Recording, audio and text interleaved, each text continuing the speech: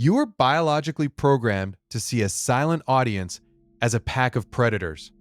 That tightness in your chest, the sweat on your palms, the way your mind goes blank on stage, that's a survival mechanism older than your species. This fear is a ghost, an echo from a time when being stared at by the group meant you were about to be cast out, or worse. By the end of this, you will understand this fear is an ancient signal of power, and you'll learn how to use its own wiring against itself. Let's start with the famous statistic. You've probably heard it. In survey after survey, people rank public speaking as their number one fear. It consistently places higher than heights, financial ruin, sickness, and even death. The comedian Jerry Seinfeld had a great line about this. He said, "This means to the average person, if you go to a funeral, you're better off in the casket than doing the eulogy." It's funny because it feels true. But think about that. Rationally, it makes zero sense. A PowerPoint presentation cannot physically harm you. A boardroom of colleagues won't hunt you down. The audience at a wedding toast is armed with champagne, not spears. And yet your body reacts as if your life is on the line. Your heart hammers against your ribs like it's trying to escape. Your breath gets shallow and fast. Your mouth turns to desert sand. Your hands shake. Your brain, usually a reliable partner, completely abandons you, taking all your well-rehearsed points with it. It feels like a total system failure, a betrayal by your own body. What if all of this is your body working exactly as designed? What if that visceral, overwhelming panic is the result of a perfectly functioning system running an ancient program that once kept your ancestors alive? The problem is that the program is running in a world it was never designed for. The software is ancient, the hardware is modern, and the conflict between them is creating that terror you feel on stage. To understand this fear, you have to travel back in time, way back, to a world where the stakes of social judgment were lethally high. But recognizing the fear's origin is just the first step. The true puzzle is why it feels so intensely physical, like a genuine, immediate threat to your life. The answer is written in the language of predator and prey. For more than 99% of human history, we lived in small, tightly knit, hunter-gatherer bands of maybe 50 to 150 people. Your entire world was that group. They were your safety, your food source, your mating pool, your childcare, everything. Survival depended entirely on cooperation. A lone human in the Pleistocene was a dead human. Cast out from the tribe, you would last days, maybe a week, before succumbing to starvation, the elements, or a predator that you couldn't fight off alone. Social approval was a literal life or death resource. Being judged by the tribe and found wanting, lazy, untrustworthy, a liability, was a death sentence. Ostracism was the mechanism. Exile was the result. Your brain, over hundreds of thousands of years, developed a hypersensitive alarm system for one specific trigger: the threat of social rejection. And what's the ultimate moment of social judgment?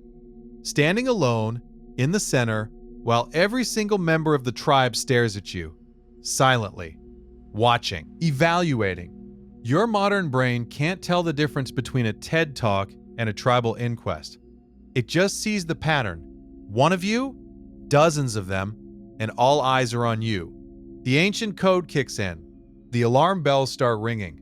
Danger. Social rejection imminent. Life is at risk. This is made infinitely more intense by an even deeper pre-human instinct: the predator's gaze. In the natural world, across almost every species, being the silent, unmoving focus of multiple sets of eyes means only one thing. You are prey. A pack of wolves staring at a deer. A pride of lions watching a buffalo. The stillness before the attack.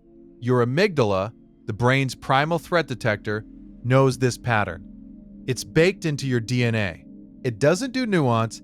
It sees a sea of faces staring at you, and it screams, "Predator."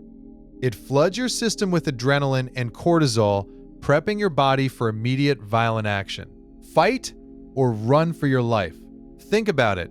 That prickling on the back of your neck when you feel someone staring at you in a crowd, That jolt when you lock eyes with a stranger, that's a microdose of this exact mechanism. When you're on stage, it's that feeling multiplied by 100. Your brain isn't processing a potential career opportunity. It's processing a pack of predators who have you cornered. The physiological response is identical. So your body is screaming, "Run," while your conscious mind is trying to remember the third bullet point on slide 7. The conflict is exhausting. It's terrifying. This explains the panic, the physical symptoms, the feeling of mortal danger. It's a real biological response to a perceived threat. But it also presents a huge problem. If this fear is so deeply wired, an evolutionary heirloom passed down through millennia, are you simply a victim of your own biology? Is this a life sentence? The fear is ancient. The wiring is deep. But your brain, the same organ that creates the fear, also holds the key to dismantling it. The system is hackable because the entire panic response is based on a perception, a misinterpretation. Your brain sees a pattern, the eyes, the silence, and jumps to a conclusion that is 100,000 years out of date. You can give it new data. You can change the conclusion. Consider the story of Winston Churchill. Today, he's remembered as one of the greatest orators of the 20th century, a man who mobilized a nation with the power of his words. But as a young man, he was terrified of public speaking. He had a speech impediment, a lisp, and would often go blank in the middle of a sentence, completely losing his train of thought. During his maiden speech in the House of Commons, he froze. Utter silence for 3 agonizing minutes before he had to sit down in humiliation. He was living the public speaker's worst nightmare. He could have retreated. He could have decided his wiring was faulty and avoided public life. Instead, he treated his fear as a technical problem to be solved. He began a brutal regimen of practice. He wrote out every single word of his speeches. He rehearsed them for hours, memorizing every line, every pause, every gesture. He practiced in front of a mirror. He learned to anticipate his stammer and structure sentences to avoid the sounds that tripped him up. His fear forced him to become more prepared than anyone else in the room. The terror became his engine for mastery. He didn't eliminate the fear, he outprepared it. You can do the same. You can systematically dismantle the threat perception. The first step is to diffuse the sea of eyes. Your brain is looking for predator cues, so give it prey cues. Scan the audience and find one friendly face. Just one, someone nodding, smiling, or just looking at you with open curiosity. Anchor on them. Speak to that one person.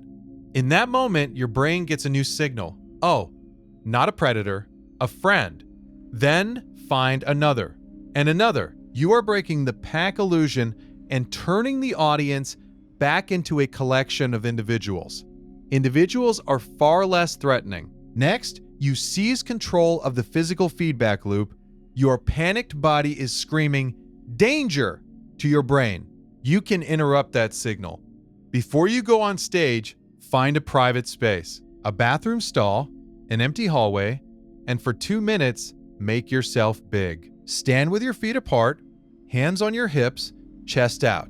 Research from social scientists has shown that adopting these power poses literally changes your hormonal profile. It decreases the stress hormone, cortisol, and increases hormones associated with confidence and dominance. You are sending a new message from your body to your brain. The message is, I am powerful, I am safe, I belong here. It's a biological cheat code. Even simpler, control your breath. The panic response creates short, shallow breathing. Force it to do the opposite. Inhale slowly for a count of 4, hold for 4, exhale slowly for a count of 6. This slow exhale stimulates the vagus nerve, which acts as a brake on your fight or flight system. You are manually telling your nervous system to stand down, but the most powerful hack is a mental one. The fear is rooted in the dread of being judged by the tribe, so change your role in the tribe. You're thinking of it as a performance, an audition for approval. That framework makes you the one asking for something. It puts all the power in their hands. Flip it. Your speech is a gift. You have knowledge, an insight, a story, a piece of encouragement that they need. You are there to serve them. to give something of value to the tribe. This reframes the entire dynamic. You're a guide, a teacher, a storyteller.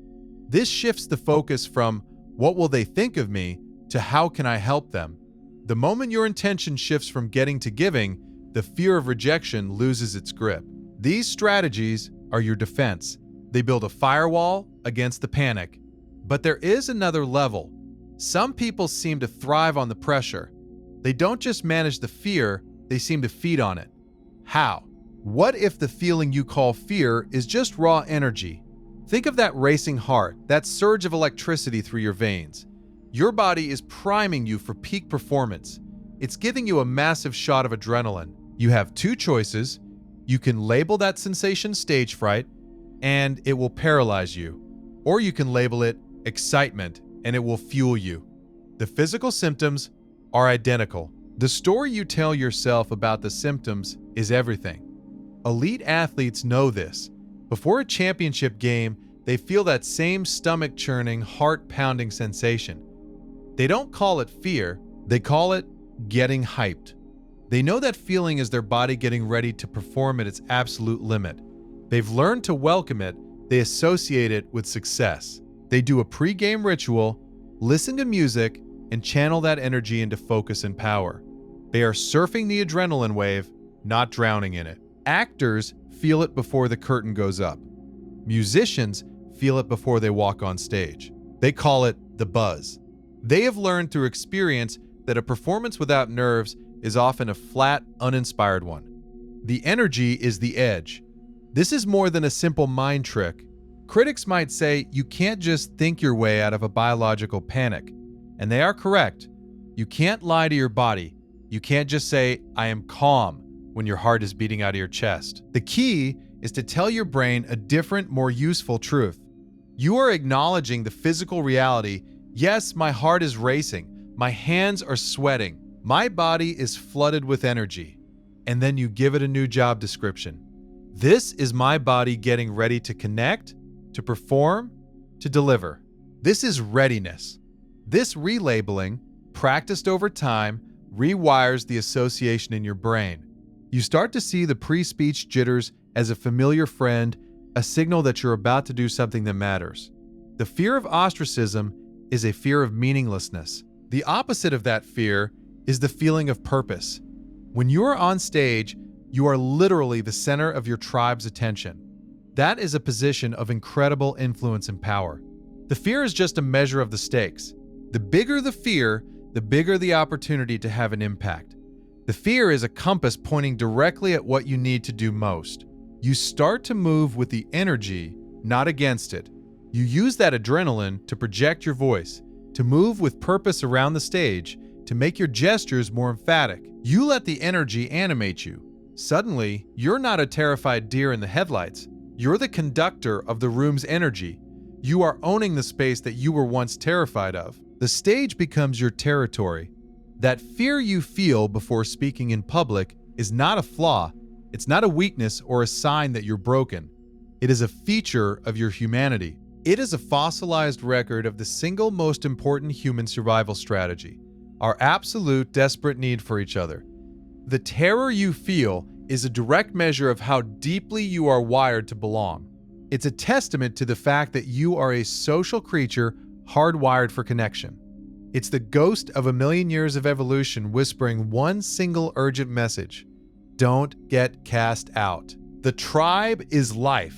For some, this fear runs deeper, tangled with social anxiety or past trauma. For them, the work might require more than just reframing. Seeking professional help in that case is an act of profound courage. It's enlisting a skilled guide to help you navigate your own internal landscape. But for most of us, the path forward begins with a shift in perspective. The next time you have to stand up and speak, and that old familiar panic begins to rise, don't fight it. Don't try to crush it. Pause. Take a breath. Acknowledge it. In your mind, look that ancient fear in the eye and thank it for trying to keep you safe. Thank that part of your brain for its vigilance. And then, with calm authority, you give it a new set of orders. You say, I see the threat you're warning me about. Thank you. But we are not on the savannah anymore. These eyes are not a pack of predators. This is my tribe, and I have something to give them. The stage is not a hunting ground. It is a campfire, and it's your turn to tell